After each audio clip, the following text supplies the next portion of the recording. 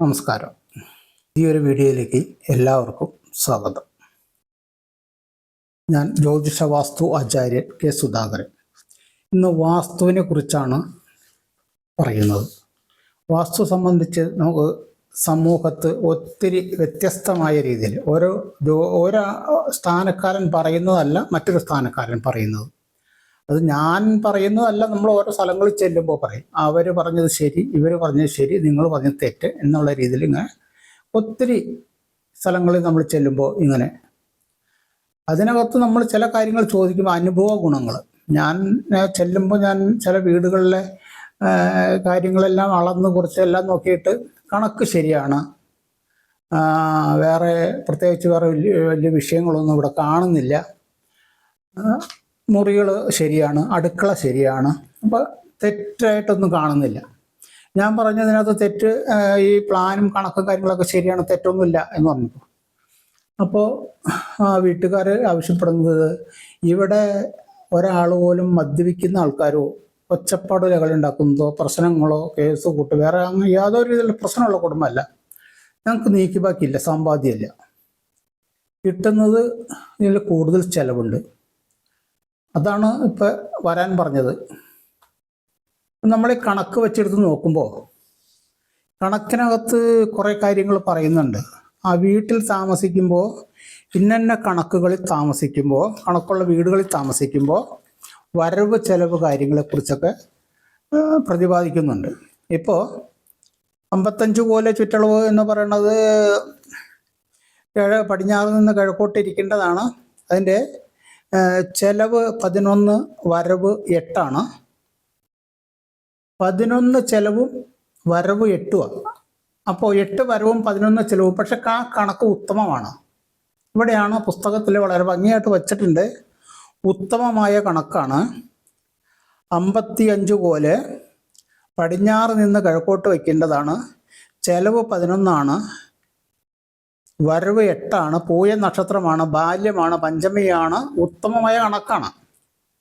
അപ്പോൾ ഇത്തരം രീതിയിലുള്ള ഒരുപാട് കണക്കുകൾ, ഈ ഒരു കണക്ക് രണ്ട് കണക്കല്ല, ഞാൻ പറഞ്ഞ ഉദാഹരണങ്ങൾ പറഞ്ഞതാണ്. കണക്കാർ ചെയ്തു കൊടുക്കുമ്പോൾ അതിന് ഞാൻ തെറ്റു പറയില്ല. പക്ഷെ ആ വീട്ടുകാർക്ക് ബുദ്ധിമുട്ടുണ്ടായി എന്ന് പറഞ്ഞ് നമ്മൾ ചെല്ലുമ്പോഴാണ് നമ്മൾ കാരണം കണ്ടുപിടിക്കുന്നത്. എന്തുകൊണ്ട് അങ്ങനെ സംഭവിച്ചു എന്ന് നോക്കുമ്പോൾ ഈ വരവ് ചെലവിൽ വളരെ അന്തരം ഉണ്ടാവാം. അതിപ്പോൾ എല്ലാ ആൾക്കാർക്കും ഉണ്ടായിക്കൊള്ളുന്നില്ല. പക്ഷെ അങ്ങനെ ഉള്ളവർ അങ്ങനെ വിളിച്ച് പല സ്ഥലങ്ങളിൽ നിന്ന് ഞാൻ ചെന്ന് അതിനെപ്പറ്റി കാര്യങ്ങൾ പറഞ്ഞ് മനസ്സിലാക്കി. പിന്നെ അത് ബാല്യമാണ്, ബാല്യ, കൗമാര, യൗവന, വാർദ്ധക്യ, മരണം, ഇങ്ങനെ 5 അവസ്ഥകളെ വീടിനുള്ളത്. അപ്പോൾ ബാല്യം എന്ന് പറഞ്ഞിട്ടുണ്ടെങ്കിൽ വളരെ കൊച്ചുകുട്ടിയാണ്. ഒരു മനുഷ്യൻ്റെ ജന്മം കൊണ്ടാണ് വീടിൻ്റെ കണക്കുണ്ടാക്കുന്നത്.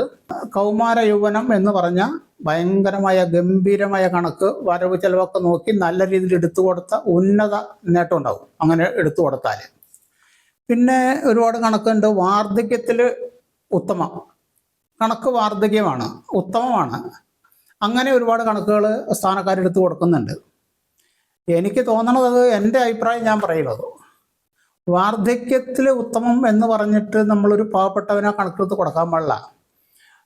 അവൻ്റെ വളർച്ചയ്ക്ക് വേണ്ടി നമ്മൾ ചെയ്യണ്ടേ. വാർദ്ധക്യത്തിൽ നിന്ന് പിന്നെ എങ്ങോട്ടാണ് വളരണേ? പിന്നെ പോണത്, പിന്നത്തെ വളർച്ച എന്ന് പറഞ്ഞത് മരണത്തിലേക്കുള്ളതാണല്ലോ.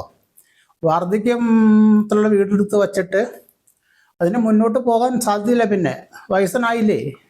ചെറുപ്പക്കാർ പോലും വീട്ടിൽ താമസിക്കുന്നവർക്ക് ചരാനരകൾ നേരത്തെ വന്ന് അങ്ങനെ പ്രായം കൂടുതലുള്ള ആൾക്കാരായിട്ട് ആ വാർദ്ധക്യമുള്ള വീടുകളിൽ അങ്ങനെ സംഭവിച്ച് അങ്ങനെ കുറേ എൻ്റെ അറിവിൽ അങ്ങനെയൊക്കെ ഉണ്ട് നമ്മൾ പോയി കാണുമ്പോഴൊക്കെ. അപ്പോൾ വാർദ്ധക്യം ഉള്ള വീടുകൾ വെച്ച് കൊടുക്കണ്ട എന്നാണ്.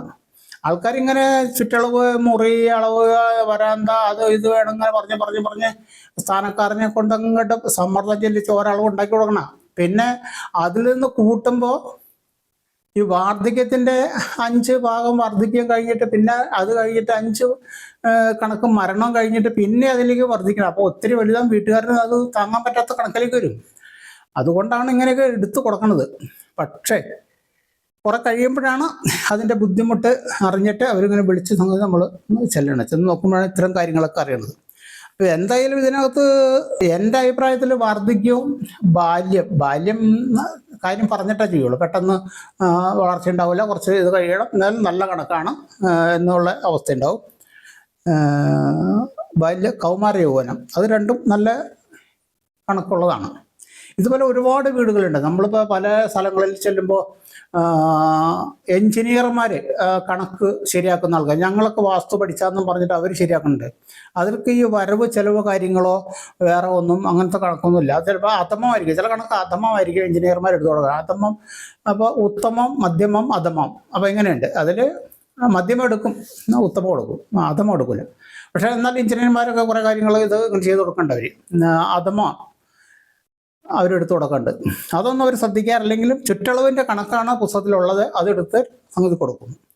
അപ്പം അങ്ങനത്തെ കുറേ കാര്യങ്ങൾ അവിടെ ഉണ്ട്.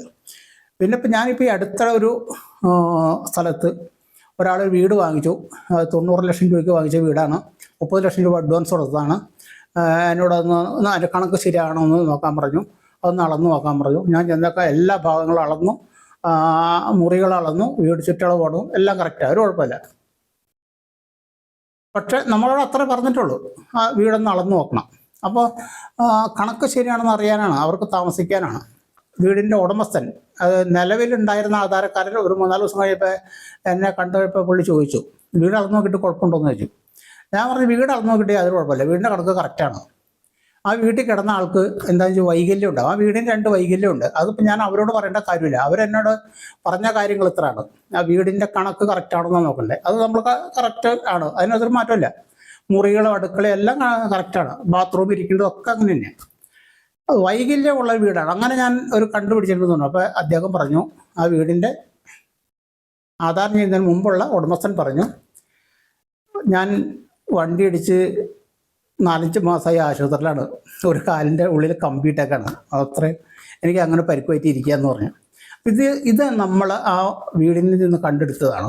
അത് ഞാൻ ആ ഉടമസ്ഥനോട് പറഞ്ഞു. ഇത് എല്ലാവരോടും പറഞ്ഞു കൊടുക്കാൻ പറ്റിയ കാര്യങ്ങളല്ല. അവർ 30 ലക്ഷം രൂപ അഡ്വാൻസ് കൊടുത്തിട്ട് ഇത് ഇങ്ങനെ വൈകല്യമുള്ള വീടാണ് എന്നൊക്കെ, അതല്ല, അത് നോക്കാനല്ല എന്നെ വിളിച്ചത് എൻ്റെ കണക്ക് നോക്കാനാണ്. അത് ഞാൻ നോക്കി കറക്റ്റായിട്ട് കാര്യങ്ങൾ പറഞ്ഞു കൊടുത്തു. നന്ദി, നമസ്കാരം.